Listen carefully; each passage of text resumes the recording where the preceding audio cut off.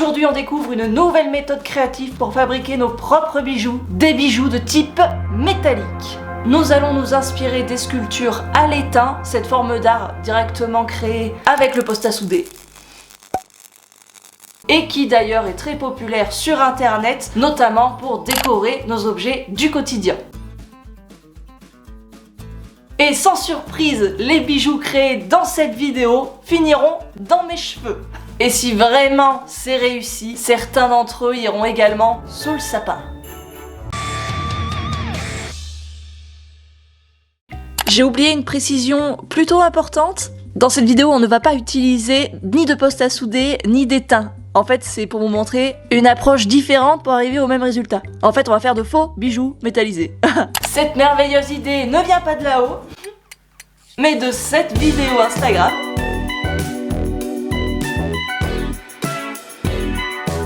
Nous allons essayer et voir si notre résultat sera satisfaisant. Préparez-vous, il nous faut un pistolet à colle pour créer la forme du bijou, 2 croquis d'éléments que vous aimeriez voir dans vos cheveux.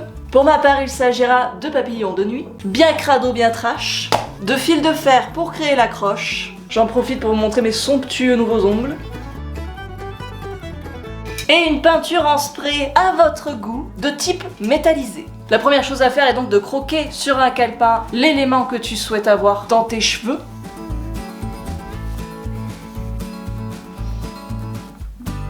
J'ai repassé un peu les traits parce qu'on n'y voyait rien. Nous nous retrouvons une nouvelle fois sur un établi de qualité. Je mets en chauffe le pistoglu et quand il sera suffisamment chaud, nous redessinerons notre croquis élément par élément avec la colle chaude. Alors cette étape me terrifie un peu car le pistolet à colle n'est pas du tout un objet de précision. Nous allons entamer le processus de coloriage.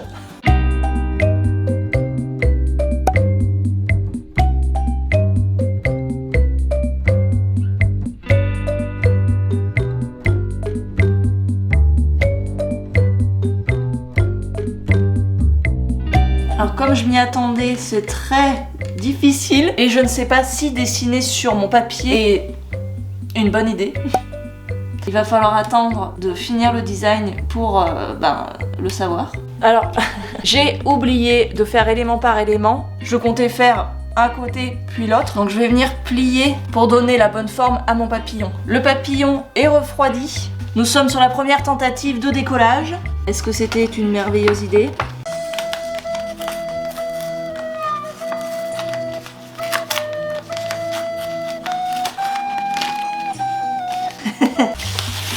Je vous confirme que ce n'était pas une bonne idée. Objectivement, le procédé fonctionne, mais il nous faut une feuille de papier sulfurisé. On reprend tout avec le papier sulfurisé.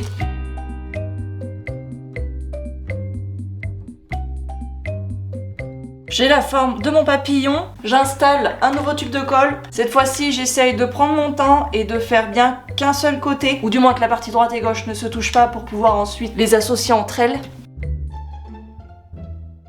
Je fais d'abord les bordures, et après je fais des formes aléatoires dans les ailes, on verra bien. Je vais essayer de faire également les antennes. Ouh, c'est pas simple. Ma première partie est faite, je viens créer les parties basses. Cette partie qui rappelle le papillon éphémère. Alors je ne sais pas si mon papillon existe, hein. Il sort de mon esprit. Ça y est, je pense avoir bien pris en main le pistolet. Et je pense même qu'il sera possible de créer du volume en replaçant de la colle sur les parties refroidies. On va essayer ça après.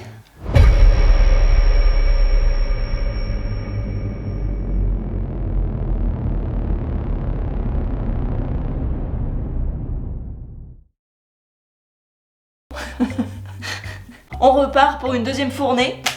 Je vais fonctionner différemment. Je vais faire les ailes gauches, les ailes droites, le corps et la touffe du papillon. En un coup, mais ils seront quand même déjà dissociés et pouvoir ensuite les modeler, je pense que ça sera plus simple. Là on devrait être bon. Je vais faire les motifs aussi. Là il y a 3 ronds. Plus il y a de détails, plus c'est joli à ce qui paraît. Allez, c'est parti. Pas que je me précipite, je fais uniquement l'aile du haut. Voilà. Ok, pas mal. Aile de gauche.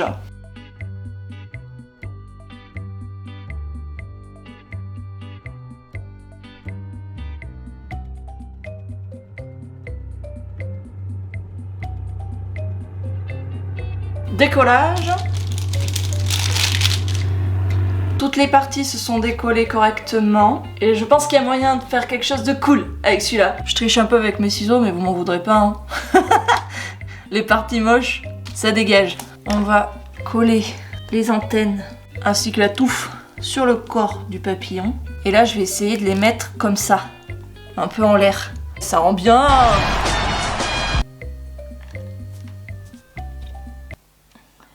J'ai arrêté de respirer.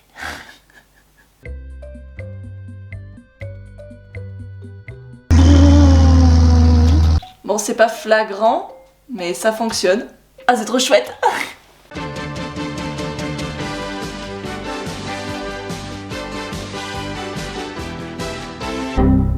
J'attends que ça sèche. Ça ressemble à ça.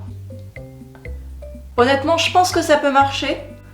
Il va falloir le bomber pour s'en assurer. On va venir installer maintenant notre fil de fer pour créer l'accroche. Tu prends un petit bout de fil de fer, plie le haut, et c'est ça qu'on va venir engluer sur le corps de notre papillon. Et ça va également être top pour la peinture, car on va pouvoir tenir le fil de fer et pas s'en mettre plein les doigts.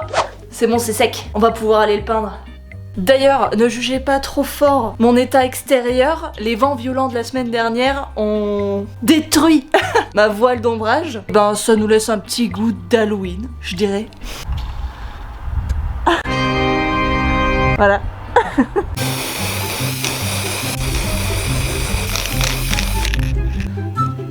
Je vous ai sprité un petit peu de peinture sur le visage. J'ai une bonne et une mauvaise nouvelle. La mauvaise, il est 15h25, il fait nuit. Je m'excuse pour la luminosité. Et la bonne, c'est qu'on va pouvoir enfin prendre un peu de hauteur. Travailler par terre, ça va 5 minutes. Et surtout, le temps que mon premier papillon sèche, je me suis amusée à créer 3 petits nouveaux papillons. Je vais donc de ce pas les peinturlurer et on se retrouve juste après. Il fera sûrement encore plus nuit. Les amis, voici notre premier spécimen.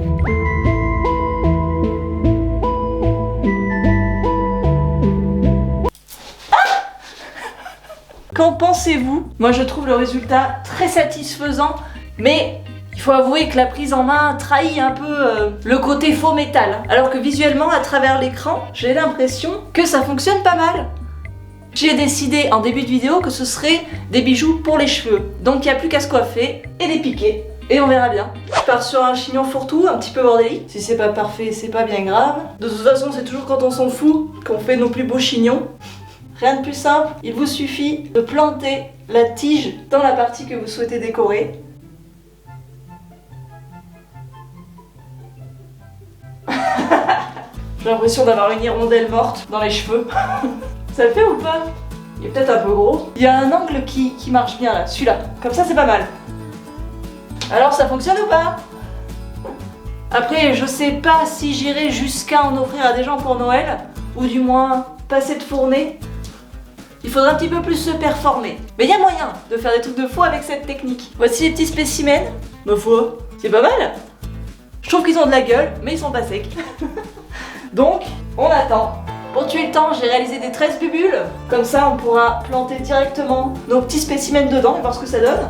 En espérant qu'ils sont secs. Même principe que tout à l'heure, je plante. Oh, ça rend bien. Ok, j'aime beaucoup l'aspect des petits. C'est pas mal. J'aime bien. Ouais. On les met tous, hein. Ça vaudrait peut-être même le coup d'en refabriquer des petits. Oh waouh. Bon et bien, je valide ce die. Je valide cette fausse métallurgie à la colle chaude. C'est un très bon exercice créatif et ludique. J'espère que cette vidéo vous aura plu. Je vous encourage à laisser un commentaire pour inciter YouTube à venir voir ce que je fais et à aider d'autres personnes à me trouver. Tentez d'être créatif. Et à dimanche. Et d'ailleurs dimanche prochain on reste dans le thème. Je peux potentiellement l'offrir pour Noël. On se retrouve pour faire du chocolat.